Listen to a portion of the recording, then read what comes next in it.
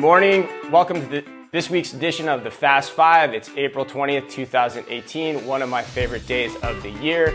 It's been one hell of a busy week for us here at OmniTalk. Ann and I were out in Atlanta this week, and boy, oh boy, there were a ton of news stories to get to. So we're excited to get to the breaking news of the week.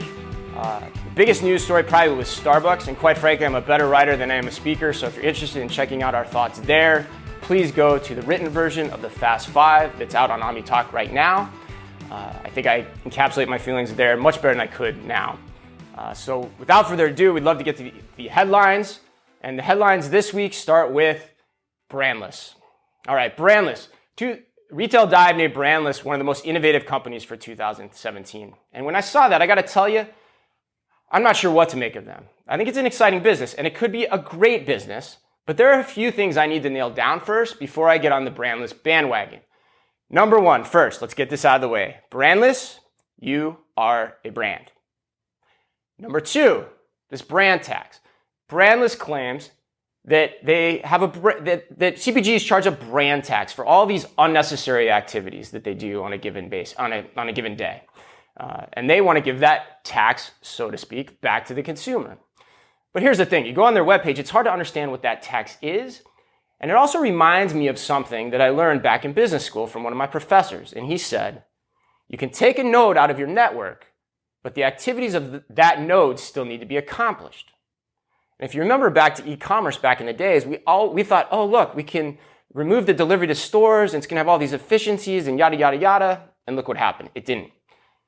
Those activities still need to be done in some way, shape, or form. And so it makes me wonder how Brandless is going to pay all this off in the end. It's fine now when people aren't super concerned about profitability in the short term, but in the long run, it could come back to get you. So I want to understand that better.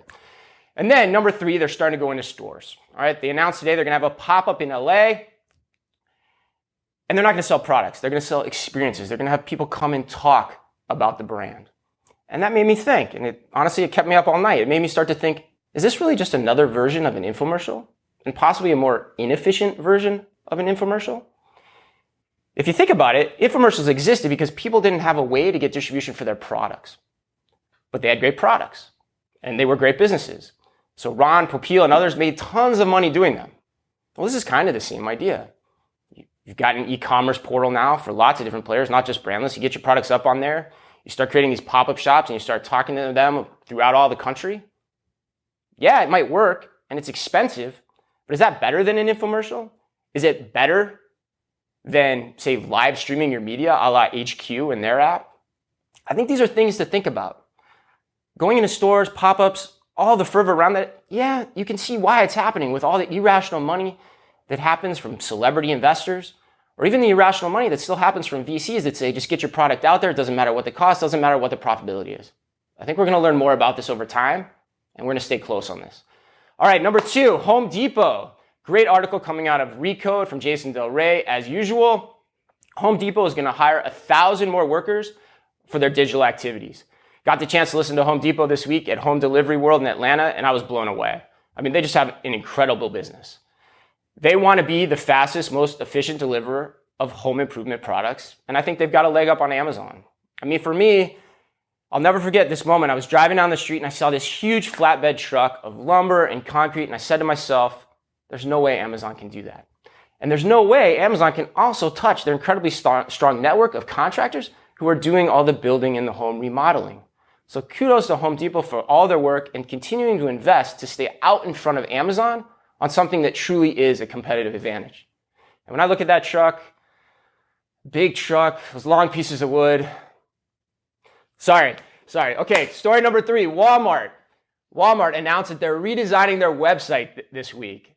Now, I'm going to start classifying Walmart stories, I think, as we go forward, as something from the desk of Mark Lowry or something from anyone else at Walmart.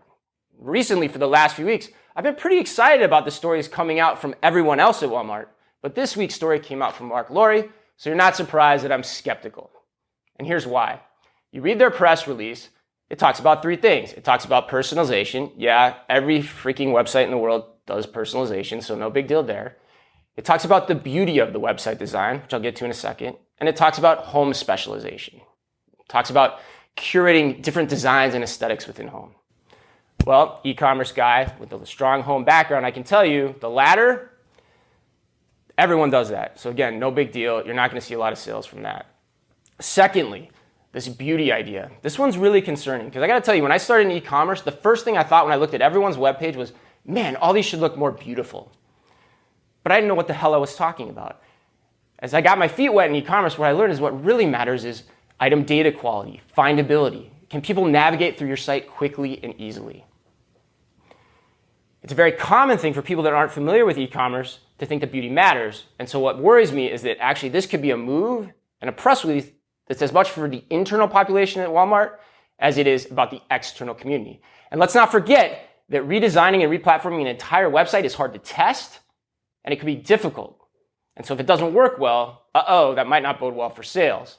Oh, and by the way, did anyone also see this week that Jet's traffic, were down 60% in the month of March? Sorry, I think that canary almost hit me in the head. All right, number 4, the Real, positive note. I love the Real. They announced this week they're trying to seek funding of about another $100 million for their business model. I love their business model. It's the right blend of human, physical, and digital interactions. For those of you that aren't familiar, the Real specializes in luxury consignment goods, and it's also hard to replicate by Walmart. They have armies and legions of people that go out to people's homes and evaluate the quality of their luxury products for resale. In addition, every single SKU that they sell is unique. So it's a different business model entirely than traditional retail and what Amazon can do. So I expect to hear quite a bit more from them in the future, and kudos to them for continuing to do so well. All right, lastly, let's close it up. This is probably my favorite story of the week. Wayfair has announced what they're calling Way Day on April 25th, coming up very soon, where they're going to have a big blowout sale. Now, here's the thing. This might work. I'm sure they're going to get more traffic on that day because it's just different. But at the end of the day, it's a copycat strategy. It's the same as Amazon Prime Day. But most importantly, what worries me, Wayfair, you're competing on price again. You've already had concerns about the cost of your customer acquisition relative to your retention. How does this help? You're just competing on price even more. Can't you come up with something original? Can't you come up with something different? I don't know. Here's a couple ideas. Why don't you come up with a brand logo that doesn't look like the aftermath of sexual congress between Barney the Dinosaur and the Easter Bunny? Oh, and maybe here's another idea. Why don't you open stores? I hear that's all the rage in retail right now. All right, that finishes us up for the week. I want to say a couple thank yous. Thank you to Sarah Kay for always sticking with us. And thank you especially to Barry from Coke, who stopped Ann and I on the street this week out in Atlanta to say how much he enjoys OmniTalk. Never in my wildest dreams did I think somebody would be stopping us on the street. So thank you to all of you that support us each week.